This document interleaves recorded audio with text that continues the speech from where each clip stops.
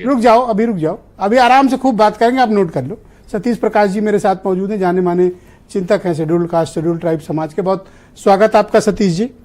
आप लोग को ऐसा डाउट क्यों होता है कि भारतीय जनता पार्टी अगर मेजॉरिटी के साथ आती है, मोर देन 400 सीट्स लाना चाहते हैं या पाएंगे, तो संविधान को खत्म करेंगे, आरक्षण खत्म करेंगे, चुनाव खत्म करेंगे? इस तरह का मसला क्यों हाइप क्रिएट हो रहा है? और इस मुद्दे को मैं देख रहा हूं इंटरनेट मीडिया में तो बड़ी जगह मिल रही है, क्यों? नहीं, देखिए ब्रजेश जी, संविधान को लेकर के आरंभिक अवस्था से लेकर आज तक कहीं ना कहीं आरएसएस नकारात्मक व्यवहार है। चाहे जनगणमन को, राष्ट्रगान को अपनाना हो, झंडे को अपनाना हो। नागपुर में झंडा पहुंचने में इस देश में लगभग 50 साल लगे। दूसरी बात, बयानबाजी की बात नहीं कह रहा हूं, बीजेपी सरकार के आर्थिक सलाहकार बाकायदा बयान जारी नहीं करते, संविधान क्यों बदलना चाहिए उसको लेकर के एक बड़ा आलेख लिखते हैं। और जो आरएसएस के मोहन भागवत जी कहते हैं, जब बिहार में चुनाव होते हैं तो बाकायदा एक बड़े मंच के सामने, और वो 20 मिनट तक जो है कहीं ना कहीं आरक्षण खत्म करने की बात करते हैं।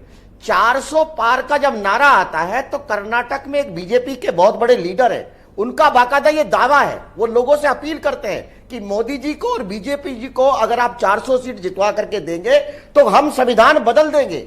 बीजेपी के जो राम हैं मेरठ की धरती पे बाकायदा खड़े होकर के कहते हैं कि हमको इसलिए जताइए ताकि हम संविधान बदल सके।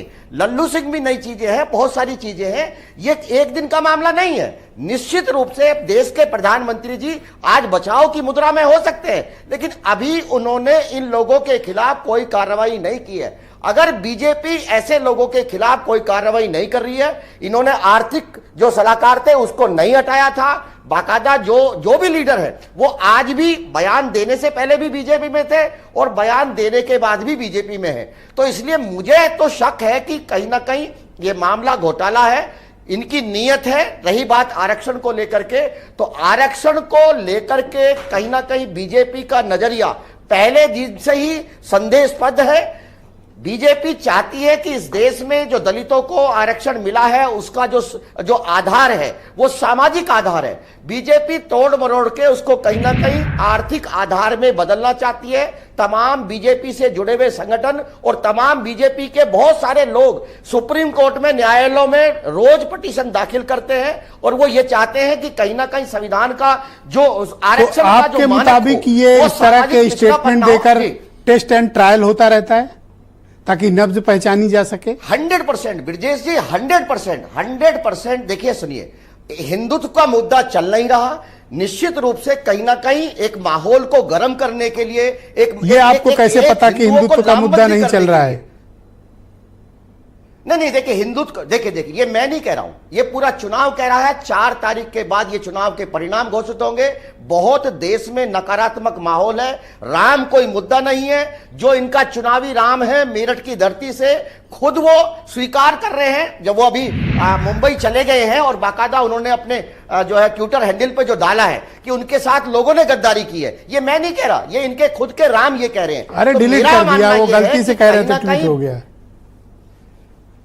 अब देखिए, हो सकता है कि मोदी जी ने कहा हो कि भाई ऐसी बातें मत करो, या बीजेपी के लोगों ने दबाव डाल। मैंने तो उनसे कहा नहीं कि भाई आप इस बात को डालिए या इसको मिटाइए। मेरा कहना यह है कि ये देखिए 2 चीजें हैं। आप मुझे बताओ, आप तो उस कम्युनिटी को बिलोंग करते हो, दलित समाज के भीतर ये आरक्षण के मुद्दे या संविधान के मुद्दे को लेकर क्या चर्चा है? आप न्यूट्रली बताओ। देखिए ब्रजेश जी, बिल्कुल नहीं। देखिए, संविधान को लेकर के और आरक्षण को लेकर के दलितों का नजरिया बहुत भावनात्मक है।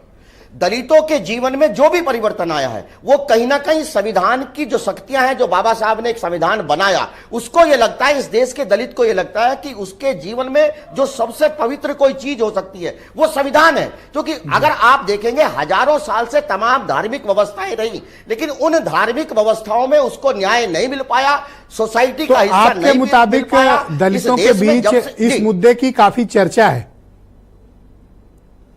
100% हर व्यक्ति इस बात को लेकर के चिंतित है। तो जो प्राइम मिनिस्टर और गृह मंत्री ने ये एकदम साफ कह दिया कि स्वयं बाबा साहब आ जाएं तो भी इसको चेंज नहीं कर सकते हैं, उसके बाद भी ये चर्चा है?